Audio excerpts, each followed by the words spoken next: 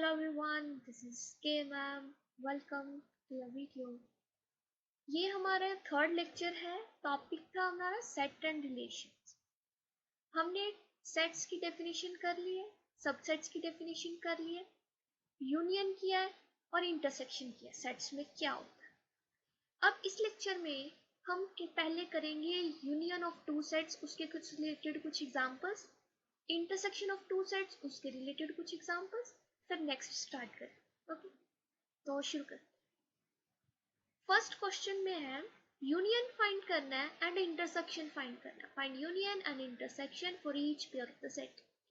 इसमें क्या है, ए सेट गिवन है, बी सेट गिवन है और यूनियन पूछा.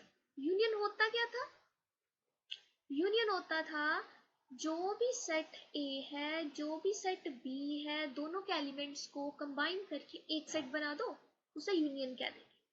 जैसे इसमें क्या है 1, 3 एंड 5, तो यूनियन में आएगा 1, 3, 5. और बी में क्या है 3, 5, 7. अब देखो 3 एंड 5 हम ऑलरेडी लिख चुके हैं, हम पहले लिख चुके हैं, इसको दोबारा रिपीट नहीं करेंगे. तो बाकी क्या बचा, सिर्फ 7 बचा, बाकी हम लिख चुके हैं. एक एलिमेंट को एक सेट में एक बार लिखना है, तो यूनियन आ गया. अब हम इंटरसेक्शन देखते हैं. ए इंटरसेक्शन बी, वो एलिमेंट्स लिखने हैं इस सेट में जो दोनों सेट्स में है. अब कौन कौन सा एलिमेंट दोनों में है, देखो 3 भी है इसमें भी और इसमें भी, दैट मीन इंटरसेक्शन में 3 आ गया. 5 इसमें भी है एंड 5 इसमें भी है, तो 5 भी इंटरसेक्शन में आ जाएगा. 5, 5, तो ये भी 5 इंटरसेक्शन में. इसके अलावा कोई और नहीं, इसके अलावा कोई और नहीं है, तो इंटरसेक्शन में बस यही है. अब यहाँ सेकेंड एग्जाम्पल में देखो यूनियन पूछा है, तो यूनियन पे आ जाओ. यूनियन ए यूनियन बी क्या होगा, ए यूनियन बी क्या होगा, 1, 3, 4, 8, 9, 2, 4, 5, 6, 9, 10. ये आ गया ए यूनियन बी. आप एलिमेंट्स को आगे पीछे लिख सकते हो, कोई कंपल्शन नहीं है कि पहले यही एलिमेंट लिखना है या उसके बाद ये लिखना है, आगे पीछे लिख सकते हो. ये यूनियन लिख दिया हमने. अब इंटरसेक्शन देखना है. A intersection B, A intersection B में कौन कौन आ रहा है, कुछ आ रहा है 4. देखो 4 इसमें भी था और इसमें भी था, तो 4 हम एक बार ही लिखेंगे, दोबारा नहीं लिखेंगे. ठीक है, तो इंटरसेक्शन में क्या आ रहा है, इंटरसेक्शन में 4 आ रहा है और कुछ आ रहा है नहीं, और कुछ नहीं आ रहा, तो इंटरसेक्शन में आ गया 4. नेक्स्ट सी पार्ट, सी थर्ड एग्जांपल करते हैं. एच ए दे रखा है, बी दे रखा है, तो ए यूनियन बी देखो क्या होगा, ए यूनियन बी हो जाएगा H O B A R T और आई सी ई एन. क्योंकि ओ भी पहले लिख चुके हैं हम, एच भी पहले लिख चुके हैं और बी भी पहले लिख चुके हैं, तो हम इसे रिपीट नहीं करेंगे. ठीक है, तो ये यूनियन लिख दिया. अब इंटरसेक्शन देखो, ए इंटरसेक्शन बी, इन दोनों में कॉमन क्या क्या है वो देखो. एच दोनों में है, यस. ओ दोनों में है, यस. बी दोनों में है, तो यस. तो ये 3 एलिमेंट्स हैं जो दोनों सेट्स में थे, तो वो इंटरसेक्शन में आ गए. तो इसी रिलेटेड हम और एग्जांपल करेंगे. पहले हम नेक्स्ट टॉपिक पे आते हैं जो है Venn diagram. It is Venn diagram. अब ये वेन डायग्राम क्या होते हैं, वेन डायग्राम होती है, हमने जो सेट्स पढ़े उनको एक डायग्राम की फॉर्म में लिखना है, उसको हम बोल देंगे वेन डायग्राम. देखो आपके पास कोई सेट है ए, इसे आप ए सेट बोल दो, और ऐसे सेट कोई है जिसको आपने कह दिया बी, ये बी. ए सेट में एलिमेंट थे 1, 2, 3, 4, 5, 7. ये बी में है 9, 8, 10, 4. इसको 41 कर देते. चलो ये देखो, ए में एलिमेंट्स ये वाले जो इस सर्कल में है, बी में एलिमेंट्स इस सर्कल वाले में. इन दोनों सर्कल्स में एक एलिमेंट है जो दोनों, एक पार्ट ऐसा है जो दोनों सर्कल्स में आ रहा है, वो कौन सा है, वो 7 है. तो देखो 7 जो है वो ए में भी है बी में भी है, तो इंटरसेक्शन में 7 आ जाएगा। ओके, यूनियन में क्या आएगा, ए यूनियन बी में क्या आएगा, 1 2 3 4 7 9 41 8 एंड 10, तो ये यूनियन में आ गया, वो इंटरसेक्शन में था। बस यही चीज जो हमने उसको एक डायग्राम फॉर्म में लिख दिया, उसी को हम वेन डायग्राम बोलते हैं। अब देखो हम क्या करेंगे, अब डायग्राम है और हमें उसमें से फाइंड करना है यूनियन क्या है और इंटरसेक्शन क्या है। ये देखो यूनियन है, ए सेट से है बी सेट ये है, हमें इसका यूनियन फाइंड करना है। तो कलर करेंगे हम यूनियन को, जो भी यूनियन है उसे हाईलाइट कर देना है, यूनियन को हाईलाइट करेंगे। देखो ए यूनियन बी में क्या आता है, ए के सारे एलिमेंट्स बी के सारे एलिमेंट्स, ये ए है सारा, ये सारा आ गया ए। और यूनियन में क्या करना है, बी के भी सारे एलिमेंट लिखने हैं, तो बी को भी हमने ऐसे कलर कर दिया, हाईलाइट कर दिया इसे भी। ये जो आया ये है हमारे पास A union B.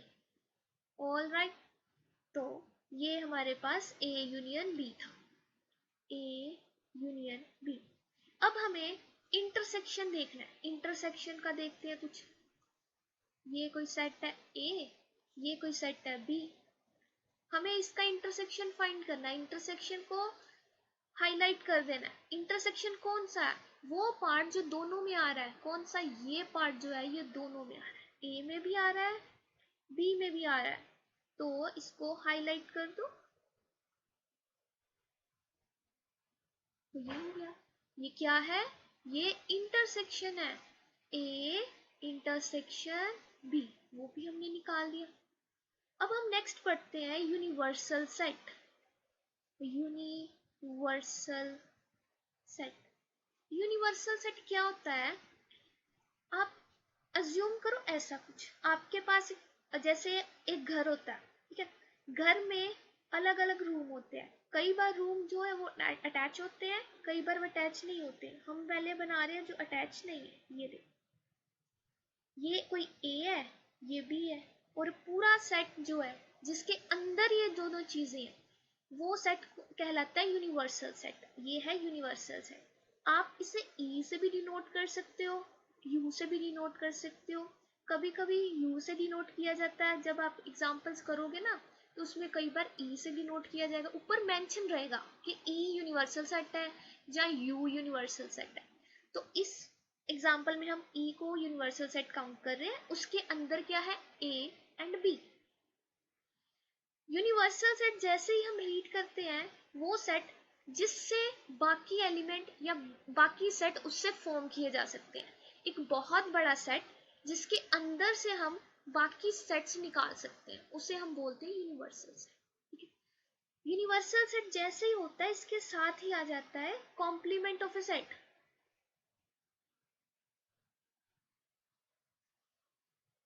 Complement of set और not of a set,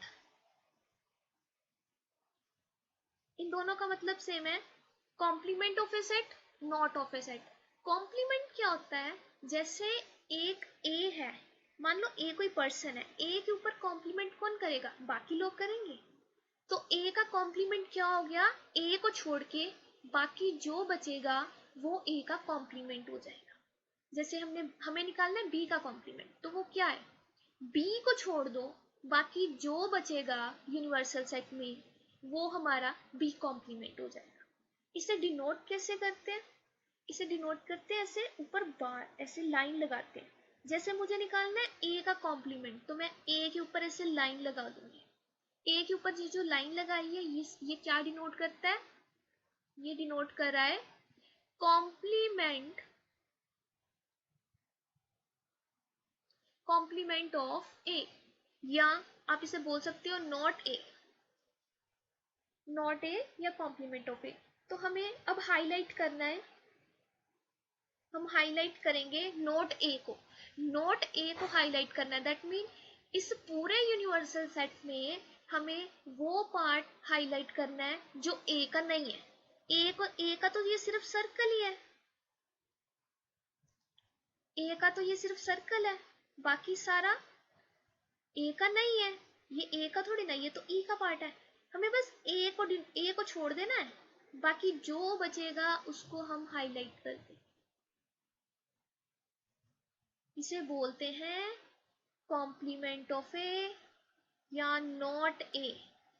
alright, तो इसकी वेन डायग्राम से हमने इसे इजीली समझ लिया कि कॉम्प्लीमेंट क्या होता है, यूनिवर्सल सेट क्या होता है। जैसे ही यूनिवर्सल सेट की डेफिनेशन आती है उसके साथ ही कॉम्प्लीमेंट की डेफिनेशन भी आ जाती है। ऑलराइट, तो ये आ गया, ये हमने ए का कॉम्प्लीमेंट कर दिया, बस हो गया। ऐसे ही अगर आपको बी का कॉम्प्लीमेंट निकालना है तो आप क्या करोगे, बी को छोड़ दो, बाकी जो बचाए आप उसे हाईलाइट कर दो, तो वो बी का कॉम्प्लीमेंट हो जाएगा। हम इसे एग्जाम्पल से करेंगे, सेट्स की एग्जाम्पल में। ये देखो, आपके पास यूनिवर्सल सेट गिवन है ई। यूनिवर्सल सेट क्या है, जिसमें 1 से लेके 10 तक सारी काउंटिंग है। ये यूनिवर्सल सेट हमने क्या दिया, E is a universal set. अब आपको ए दे रखा है 2, 3, 8, 9, ऐसे कोई भी एक सेट दे रखा है ए, और पूछा गया है ए कॉम्प्लीमेंट निकालो, जहां नॉट ए निकालो, तो वो क्या आएगा। आप ई में से ये ए वाले एलिमेंट्स ना लिखो, बाकी जो बचेगा वो आपका ए कॉम्प्लीमेंट रहेगा। जैसे ए में 2 है, 3 है, 8 है एंड 9 है। हम ये 4 एलिमेंट जो है इसको स्किप कर देंगे और बाकी ई में जो एलिमेंट्स रह गए वो हम लिख देंगे, जैसे 1, 4, 5, 6, 7 एंड 10। ये जो एलिमेंट है जो ए में नहीं थे तो ये ए के कॉम्प्लीमेंट में आ गए। ऑलराइट, क्लियर है। अब इसमें कोई डाउट है तो आप पूछ सकते हो। हम नेक्स्ट कंटिन्यू करेंगे अपनी नेक्स्ट लेक्चर में। So thank you for watching.